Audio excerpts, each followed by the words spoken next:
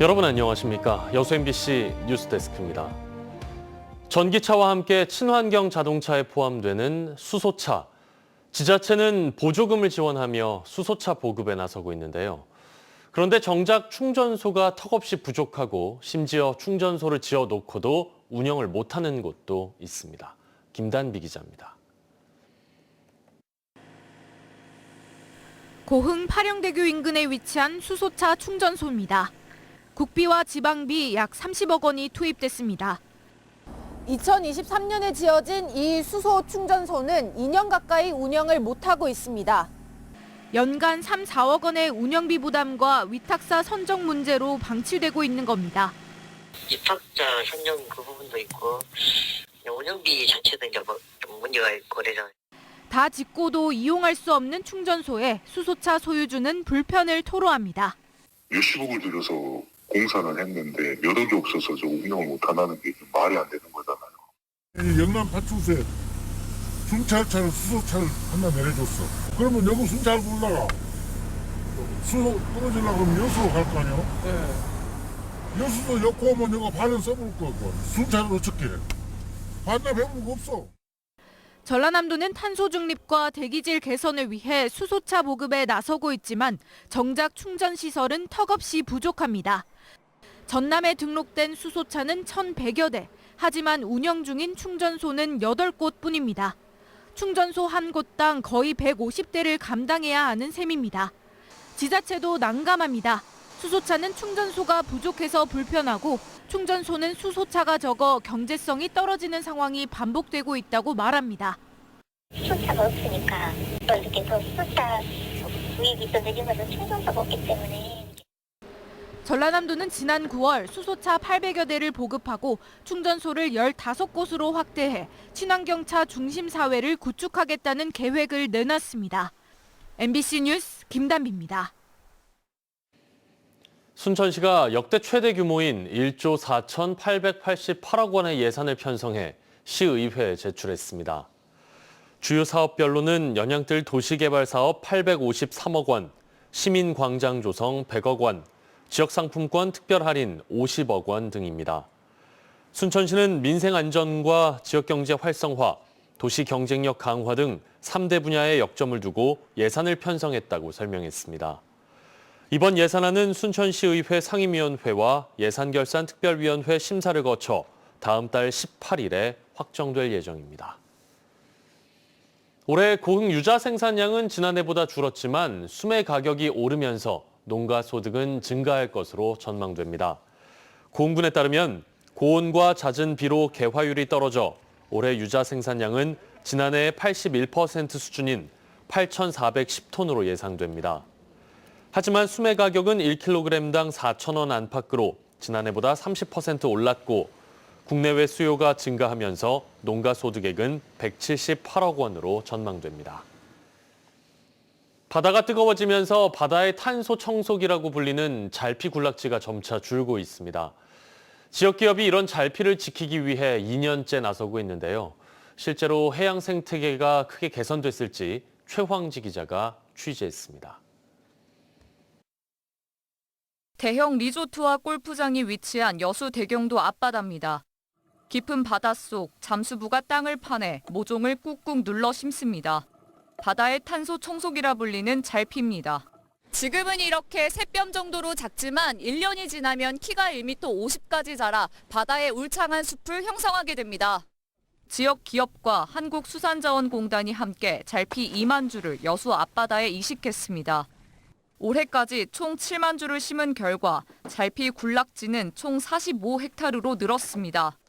잘피의 군락지가 넓게 형성되며 다양한 생물들도 돌아왔습니다. 저희가 작년 10월 달에 이제 조사를 해봤을 때 다양한 두 종류, 그러니까 흰 꼴뚜기, 갑오징어들이 많이 어획이 되었는데 그런 것을 보았을 때 확실히 산란장으로서 좀 효과를 많이 가지고 있는 것 같다. 잘피 이식이 긍정적인 효과로 이어지면서 지역 기업은 앞으로도 해양 생태계 정화 사업에 꾸준히 나설 뜻을 밝혔습니다. 잘피 서식지 복원 사업을 통해 청정하고 맑은 여수 앞바다가 지속적으로 유지될 수 있으면 좋겠고 앞으로도 지속적으로 노력하겠습니다. 청정한 여수 앞바다를 위해 지역 기업과 기관의 노력이 해양 생태계 정화에 새로운 가능성을 제시하고 있습니다. MBC 뉴스 최양지입니다. 이순신 장군이 초대 3도 수군 통제사로 제수된 8월 26일을 여수시 기념일로 지정해야 한다는 주장이 나왔습니다. 여수 지역의 애향단체인 사단법인 여수종구회는 오늘 전라좌수영 겸 최초 3도 수군 통제형 국가유산 지정 학술대회를 갖고 여수가 최초의 3도 수군 통제형이었다는 것은 역사적인 사실이라며 전라좌수영 겸 최초 3도 수군 통제형의 사적 지정과 복원, 최초 3도 수군 통제형의 날 선포 등을 추진하겠다고 밝혔습니다. 종구회는 지난 2021년부터 우리 고장 역사 바로 알기 운동의 하나로 최초 3도 수군 통제형 국가유산 지정 추진위원회를 발족해 관련 학술대회와 세미나 개최, 이순신 장군 동상 건립 사업 등을 추진해왔습니다. 전남산 쌀 수출이 지난해보다 크게 증가하고 있는 것으로 나타났습니다. 전라남도에 따르면 올해 전남산 쌀 수출 실적은 22개 나라의 수출량은 814톤으로 수출 금액이 150만여 달러에 이르고 있습니다. 이런 실적은 지난해보다 쌀 수출량으로는 40%, 수출 금액으로는 29.7%가량 증가한 것입니다. 보건공사가 한창인 옛 전남도청이 44년 전의 모습을 그대로 되찾을 수 있을지 관심이 커지고 있습니다. 건물 외형 공사는 상당 부분 진행되고 있고 5.18 당시 내부 재현 공사는 내년 초에 시작합니다. 구체적인 설계안이 어제 공개됐습니다. 임지은 기자가 전해드립니다. 1980년 5월 27일 계엄군에 맞선 시민들이 끝까지 지켜내려 했던 옛 전남도청.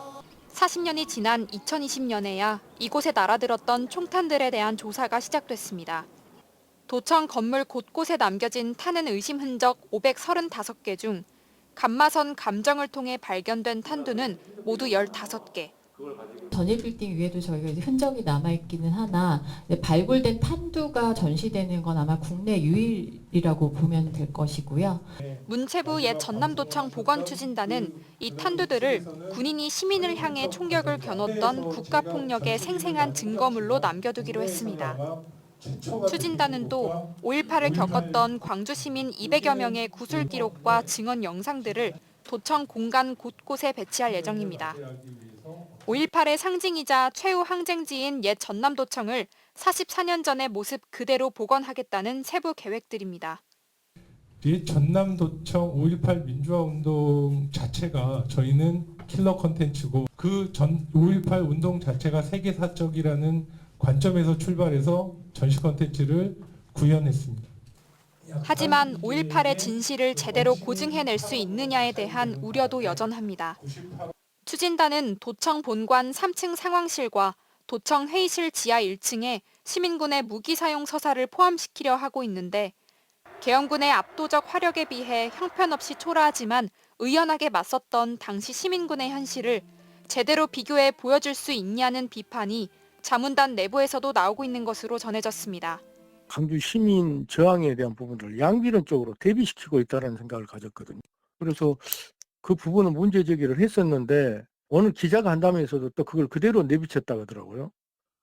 추진단은 오는 12월 13일까지 의견을 수렴해 전남도청 내부와 관련한 실시 설계를 마무리한 다음 콘텐츠 구현에 들어간다는 계획입니다. 옛 전남도청은 내년 10월쯤 공사를 마무리한 뒤 석 달 동안의 시범 운영을 거쳐 시민들에게 공개됩니다. 지역사회가 오랜 시간 동안 고민하고 투쟁했던 일인 만큼 실시 설계를 마칠 때까지 더 섬세하고 신중한 논의가 필요해 보입니다. MBC 뉴스 임지은입니다. 여수시가 국제적인 야간 관광도시 브랜드를 강화하기 위해 새로운 콘텐츠 발굴과 지속가능한 관광정책 개발에 적극 나서기로 했습니다. 여수시는 오늘과 내일 이틀 동안 엑스포 컨벤션 센터에서 야간 관광 특화도시 활성화를 위한 포럼을 열고 막대한 경제 유발 효과를 창출하는 관광 트렌드로 자리 잡은 야간 관광 콘텐츠를 특화 발전시킬 수 있는 방안을 모색합니다. 여수시는 올해 초 문화체육관광부가 주관하는 야간 관광 특화도시 조성 공모사업에 선정돼 앞으로 4년 동안 32억 원을 지원받아 야간 경관 명소 조성과 콘텐츠 개발 등을 추진합니다. 순천 송광사 불이람에 있는 법정 스님 의자가 예비 문화유산으로 지정될 전망입니다. 순천시는 국가유산청이 주관한 근현대 예비문화유산 찾기 공모전에서 순천시가 신청한 법정 스님 의자가 우수 사례에 선정됐다고 밝혔습니다. 법정 스님 의자는 스님이 송광사 불이람에서 20년 동안 사용한 것으로 문화유산위원회 심의를 거쳐 예비문화유산으로 지정될 예정입니다. 프로축구 광주FC가 성적과는 별개로 운영자금이 부족해 심각한 재정난을 겪고 있습니다. 재정 지원이 열악한 시민구단으로서의 한계인데요. 우수 선수 유출과 함께 2부 리그 강등 우려도 나오고 있습니다. 한신구 기자입니다. 올 시즌 8위로 남은 최종전과 관계없이 내년 1부 리그 잔류를 확정한 광주FC. 더욱이 아시아 챔피언스 리그에서 3승 1패로 조 2위에 좋은 성적을 거두고 있지만 열악한 재정 여건이 발목을 잡고 있습니다. 지난해 3위 성적으로 기업 후원이나 입장료 수익은 조금 늘었지만 선수한 급여 인상과 ACLE 진출에 따른 추가 비용까지 겹치면서 자본 잠식 상태에 놓이게 된 겁니다. 이거 배가 운영하다 보니까 정말 힘들더라고요. 이제 정말 더 이상 못 오겠다. 너무 힘들다. 자본 잠식이 됐잖아요. 그렇죠. 자본 잠식이 된 부분까지도 우리 저희들은 지금 2030년까지 맞춰야 되거든요.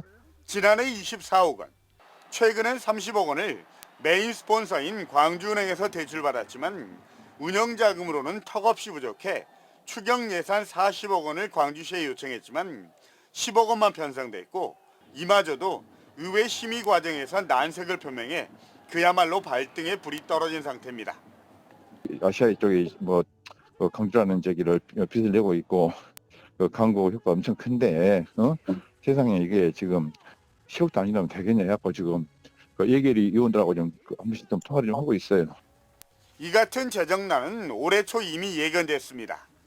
아시아 챔피언스 리그까지 병행하면서 추가 운영비만 30억 원이 더 들어가는데 광주시 보조금은 100억 원에 묶였기 때문입니다. 같은 시민구단인 인천과 강원, 수원 등에 비해서 턱없이 적습니다. 성적도 좋고 아시아 무대에 광주를 알리는 전도사 역할을 톡톡히 하고 있는데 지원금이나 수익이 적다 보니 되레 빚더미에 깔리는 형국이 된 겁니다. 더욱이 프로축구연맹이 재정 건전화 정책을 추진함에 따라서 이 같은 악순환을 떨쳐내지 못할 경우에 우수 선수를 팔아서 구단 재정에 보태거나 최악의 경우 2030년 이후엔 일부 리그에서 퇴출될 가능성도 제기되고 있습니다. 올 시즌 우승한 프로야구 기아 타이거즈가 오는 30일 카퍼레이드 등 시민축제까지 계획하고 있는 상황에 비춰보면 광주FC는 시민구단으로서의 한계와 서름이라는 아픈 현실에 맞닥뜨리고 있습니다. MBC 뉴스 한신구입니다.